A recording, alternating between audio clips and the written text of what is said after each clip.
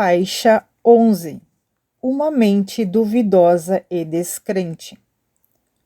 Homem de pequena fé, por que duvidastes?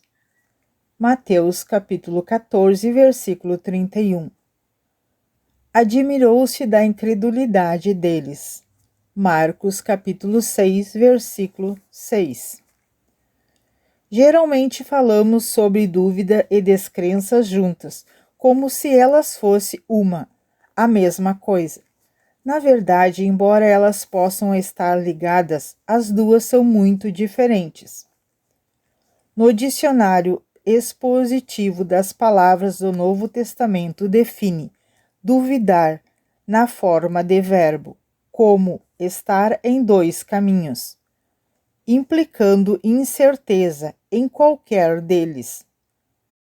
Seguir, dito de crentes cuja fé é pequena. Estar ansioso por causa de um estado distraído da mente. Oscilando entre esperança e medo. O mesmo dicionário assinala que uma das duas palavras gregas traduzidas como descrença é sempre traduzida como desobediência. Na versão revista na tradução King James. Então, quando olhamos para essas duas armas poderosas do inimigo, vemos que a dúvida leva uma pessoa a oscilar entre duas opiniões, enquanto a descrença a conduz à desobediência. Penso que será útil reconhecer exatamente com o que o diabo está tentando nos atacar. Estamos lidando com dúvida ou com descrença? Dúvida. Até quando cocheareis entre dois pensamentos? 1 Reis, capítulo 18, versículo 21. Ouvi uma história que lançará luz sobre a dúvida. Havia um homem que estava doente e que estava confessando a palavra sobre o seu corpo, repetindo versículos de cura e crendo que sua cura se manifestaria. Enquanto fazia isso, era intermitentemente atacado por pensamentos de dúvida. Após ter atravessado um tempo difícil e começando a ficar desencorajado, Deus abriu-lhe os olhos para o mundo espiritual. Isso foi o que ele ouviu: um demônio dizendo-lhe mentiras, dizendo-lhe que ele não seria curado e confessar a palavra não iria funcionar. Mas ele também ouviu que, cada vez que ele confessava a palavra, saía a luz da sua boca, como uma espada, e o demônio se acovardava e recuava. Quando Deus lhe mostrou essa visão, o homem então entendeu por que era tão importante repetir a palavra. Ele viu que realmente tinha fé, e por causa disso o demônio o estava atacando com dúvidas. A dúvida não é algo que Deus coloca em nós. A Bíblia diz que Deus dá a cada homem uma medida de fé. Romanos capítulo 12, versículo 3. Deus colocou a fé em nosso coração, mas o diabo tenta anular a nossa fé, atacando-nos com dúvida. A dúvida vem por forma de pensamentos que estão em oposição à palavra de Deus. Por isso é tão importante que conhecemos, e se conhecemos a palavra, então poderemos reconhecer quando o diabo estiver mentindo para nós. Tenha certeza de que ele nos conta mentiras para roubar o que Jesus Cristo comprou para nós por meio de sua morte e ressurreição. Dúvida e descrença. Abraão esperando contra a esperança. Para Abraão, a razão humana para a esperança havia acabado. Creu para vir a ser pai de muitas nações. Segundo lhe fora dito, assim será a tua descendência. E sem enfraquecer na fé, embora levasse em conta o seu próprio corpo amortecido, estando como morto, sendo já de 100 anos, ou quando ele considerou a infertilidade do ventre amortecido e a idade avançada de Sara. Não duvidou, nem descreu, por incredulidade, da promessa de Deus, mas pela fé se fortaleceu, dando glória a Deus, estando plenamente convicto de que ele era poderoso para manter sua palavra e cumprir o que prometera. Romanos capítulo 4, versículos 18 a 21. Quando estou em uma batalha sabendo o que Deus prometeu, mas mesmo assim sendo atacado pela dúvida e descrença, gosto de ler ou meditar essa passagem. Abraão tinha recebido a promessa de Deus de que faria com que tivesse um herdeiro do seu próprio corpo. Muitos anos vieram e se foram, e ainda não havia nenhuma criança como resultado do relacionamento de Abraão e Sara. Abraão ainda estava esperando em fé, crendo que o que Deus havia dito viria a acontecer. Enquanto ele se mantinha firme, era atacado por pensamentos de dúvida e o espírito de descrença o estava pressionando para desobedecer a Deus. A desobediência em uma situação como esta é simplesmente desistir quando Deus está nos ordenando que perseveremos. Desobediência é negligenciar a voz do Senhor, ou o que quer que Deus esteja nos falando pessoalmente. Não apenas transgredir os 10 mandamentos. Abraão continuou firme, ele continuou louvando e dando glórias a Deus. A Bíblia afirma que ao fazer isso, ele ficou mais forte na fé. Quando Deus nos pede para fazer alguma coisa, a fé para crer nisso ou fazer isso vem da palavra de Deus.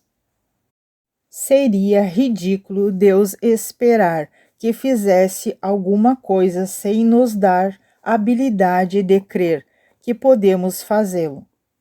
Satanás sabe quão perigosos seremos com um coração cheio de fé. Então ele nos ataca com dúvidas e descrença. Não é porque não tenhamos fé, é apenas que Satanás está tentando destruir nossa fé com mentiras. Dou-lhe um exemplo. Refere-se ao tempo quando recebi meu chamado para o ministério.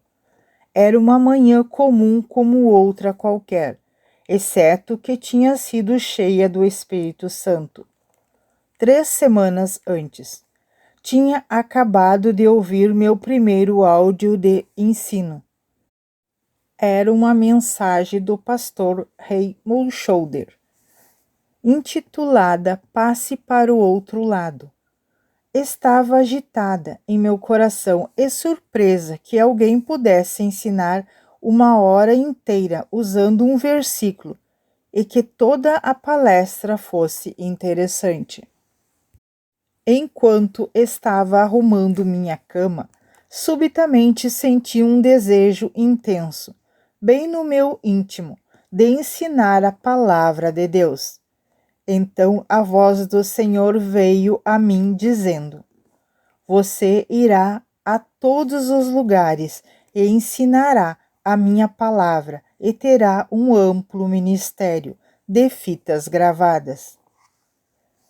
Não haveria nenhuma razão natural para acreditar que Deus havia mesmo falado comigo, ou que poderia ou faria o que tinha acabado de ouvir.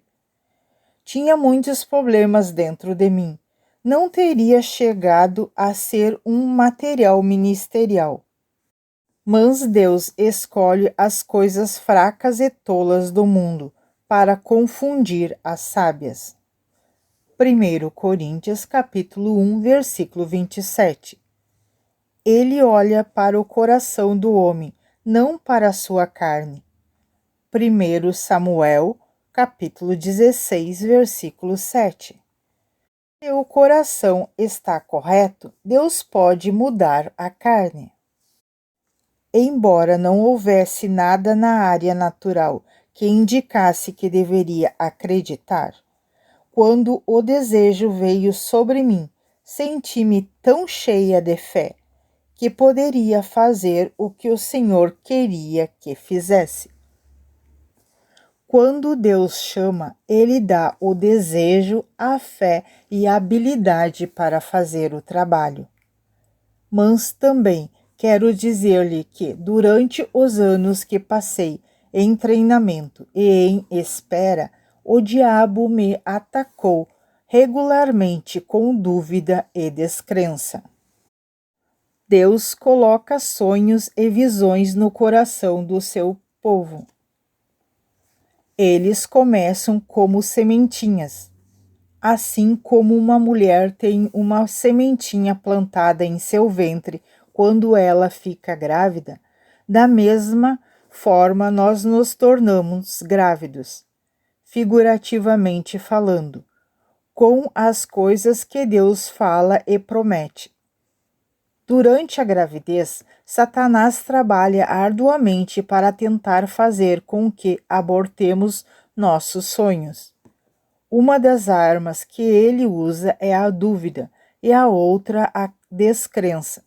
Ambas trabalham contra a mente. A fé é um produto do Espírito, é uma força espiritual. O inimigo não quer que mantenhamos nossa mente em concordância com o nosso espírito.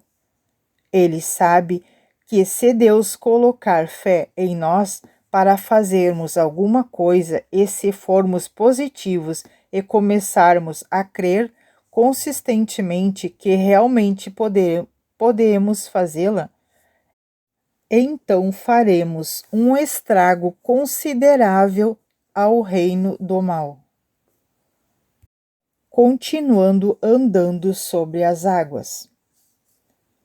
Entretanto, o barco já estava longe, em alto mar, a muitos estádios.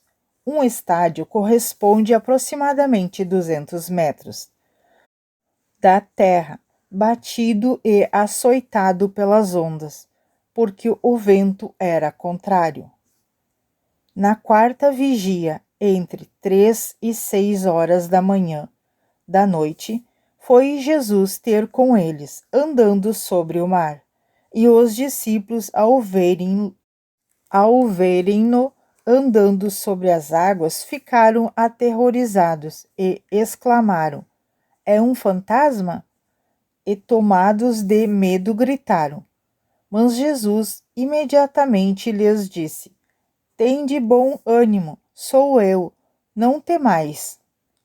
Respondendo-lhe Pedro, disse: "Se és tu, Senhor, manda-me ir ter contigo sobre as águas." E ele disse: "Vem." E Pedro, descendo do barco, andou sobre as águas e foi ter com Jesus. Reparando, porém, na força do vento, teve medo e, começando a submergir, gritou: "Salva-me da morte, Senhor." E prontamente Jesus estendeu a mão, tomou-o e lhe disse: "Homem de pequena fé, por que duvidastes?" Subiram ambos para o barco, e cessou o vento. Mateus capítulo 14, versículos 24 a 32. Enfatizei o último verso porque quero chamar sua atenção para o programa que o inimigo esboçou nessa passagem. Pedro, ao comando de Jesus, apressou-se a fazer algo que não havia feito antes. Para falar a verdade, ninguém, exceto Jesus, jamais havia feito isso. Isso demandava fé. Pedro cometeu um erro. Gastou muito tempo olhando a tempestade. Ele ficou amedrontado. Dúvida e descrença o assediaram, e ele começou a afundar. Ele gritou para que Jesus o salvasse, e Jesus o salvou. Mas observe que a tempestade cessou assim que Pedro voltou para o barco. Lembra-se de Romanos capítulo 4, versículos 18 a 21, quando Abraão não vacilou ao considerar sua situação impossível.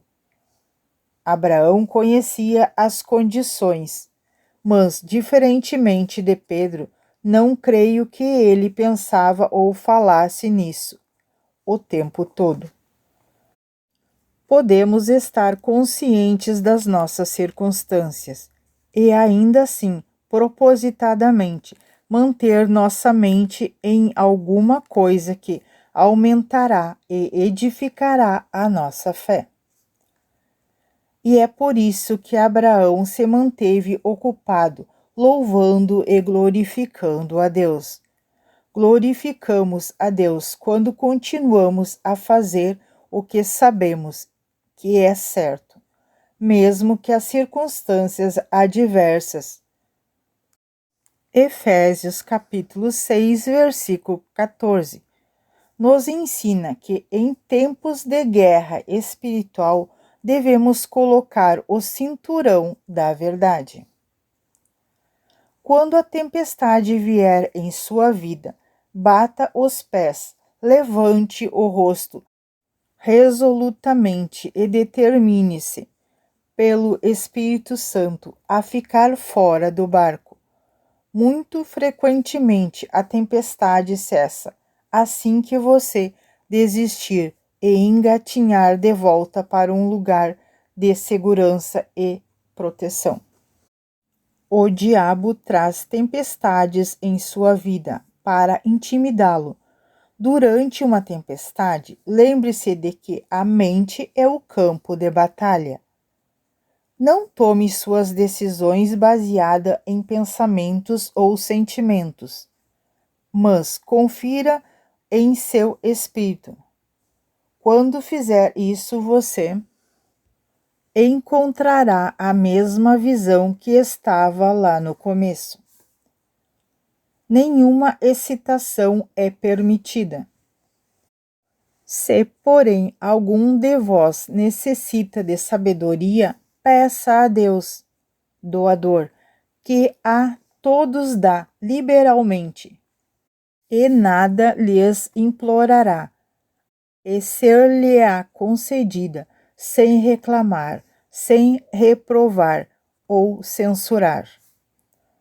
Peça, porém, com fé, em nada duvidando, sem excitação, sem equitação.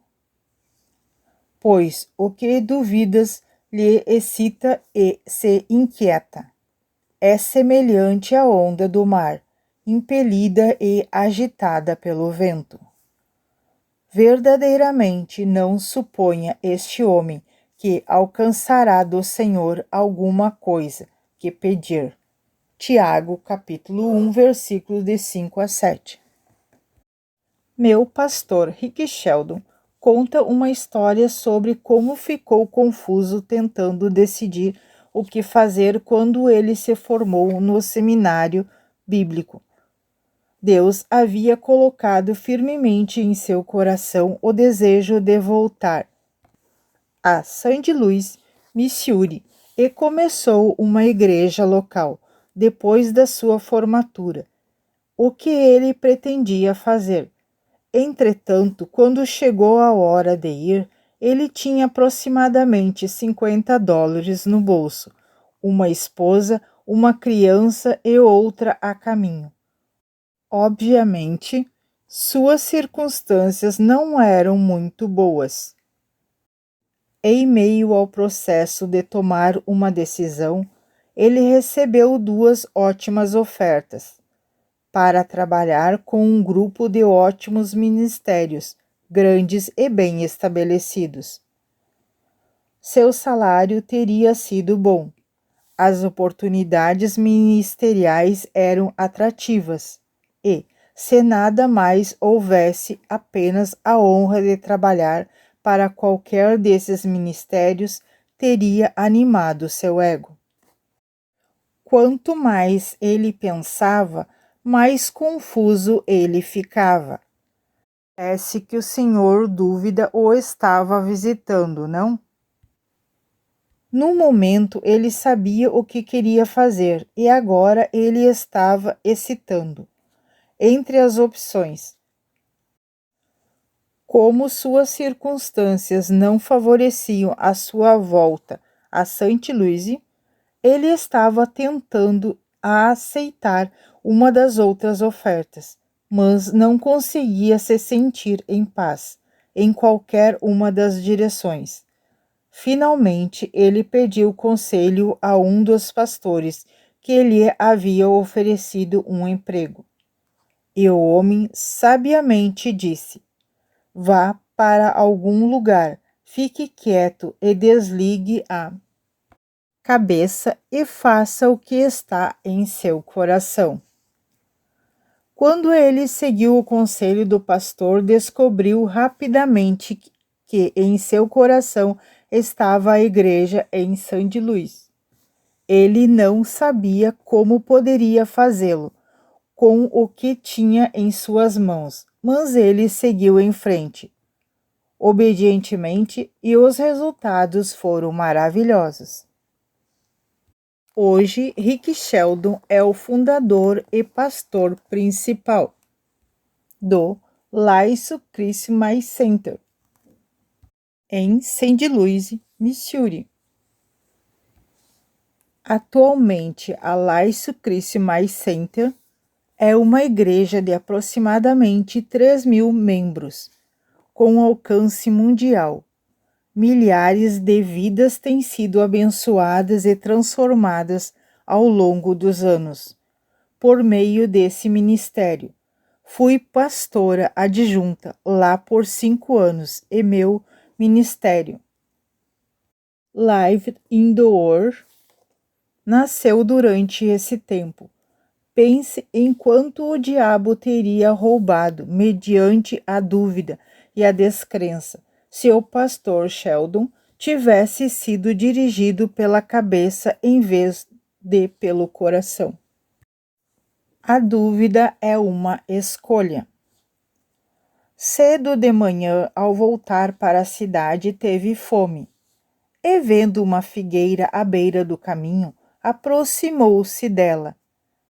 E não tendo achado senão folhas, sabemos que na figueira os frutos aparecem ao mesmo tempo que as folhas.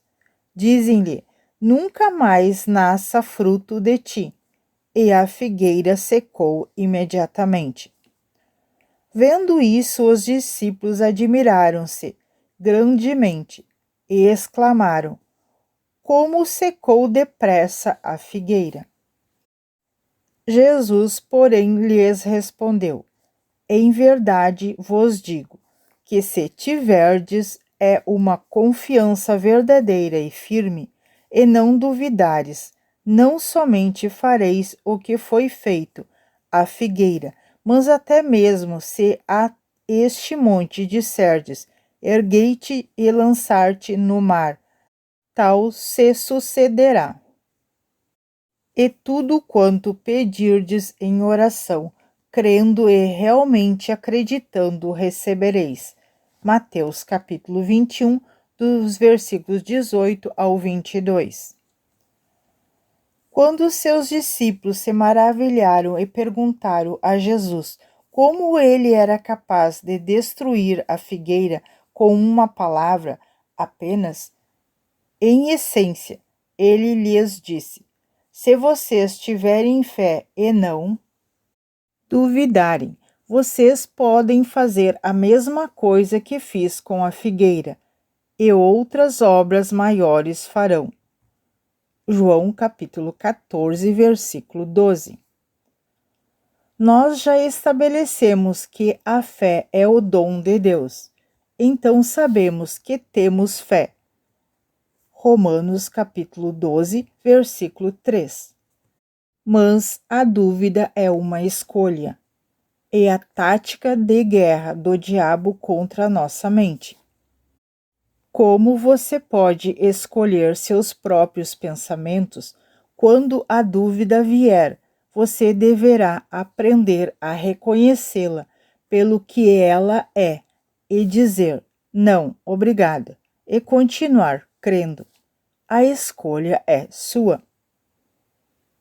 Incredulidade e desobediência. E quando chegaram para junto da multidão, aproximou-se dele um homem que se ajoelhou e disse: Senhor, compadece-te de meu filho, porque é lunático e sofre muito, pois muitas vezes cai no fogo e outras muitas na água. Apresentei-o a seus discípulos, mas eles não puderam curá-lo. Jesus exclamou: Ó geração incrédula e perversa, até quando estarei convosco? Até quando vos sofrereis? Trazei-me aqui o menino. E Jesus repreendeu o demônio, e este saiu do menino, e desde aquela hora ficou o menino curado. Então os discípulos aproximaram-se de Jesus e perguntaram em particular: Por que motivo não podemos nós expulsá-lo? E ele lhes respondeu: Por causa da pequenez da vossa fé. Mateus capítulo 17, versículo 14 e 20. Lembre-se, a descrença conduz à desobediência. Talvez Jesus tenha ensinado aos seus discípulos certas coisas a fazer naqueles casos, e a descrença os tinha levado a desobedecer-lhe. Portanto, eles foram mal-sucedidos. De qualquer forma, o ponto é que a descrença, como a dúvida, impedirá que façamos o que Deus nos chamou e ungiu para realizar na vida. Isso também nos impedirá de experimentar a sensação de paz que Ele quer que desfrutamos, ao encontrarmos descanso para nossa alma nele. Mateus capítulo 11, versículos 28 e 29. O descanso sabático. Esforçamo-nos, sejamos zelosos e nos empenhamos, pois por entrar naquele descanso de Deus para conhecê-lo e experimentamos por nós mesmos, a fim de que ninguém caia nem pereça, segundo o mesmo exemplo de descrença e desobediência na qual caíram os que estavam no deserto. Hebreus capítulo 4, versículo 11. Se você ler todo o capítulo 4 da carta de Hebreus, verá que ele está falando sobre um repouso sabático, que está à disposição do povo de Deus.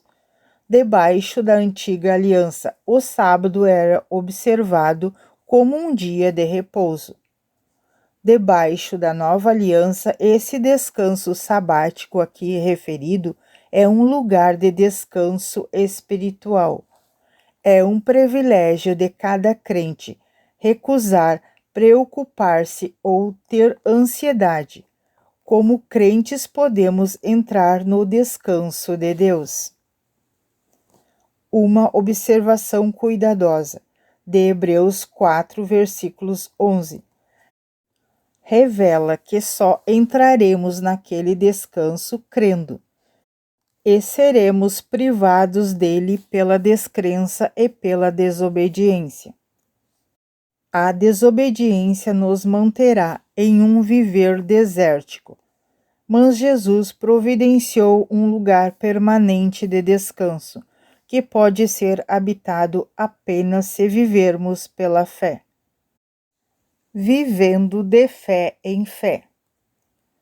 Visto que a justiça de Deus se revela no Evangelho de fé em fé, como está escrito, o justo viverá por fé. Romanos capítulo 1, versículos 17. Lembro-me de um incidente que pode ilustrar este ponto com muita clareza. Certa noite estava andando pela minha casa, tentando fazer alguns serviços domésticos.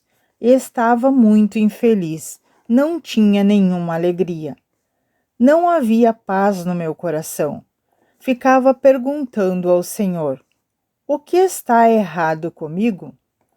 Frequentemente me sentia daquela maneira e sinceramente queria saber qual era o meu problema. Estava tentando seguir todas as coisas que estava aprendendo em minha caminhada com Jesus, mas alguma coisa certamente parecia estar faltando. A essa altura, o telefone tocou. Enquanto estava conversando, dava uma olhada em uma caixa de cartões de versículos bíblicos que alguém me havia mandado.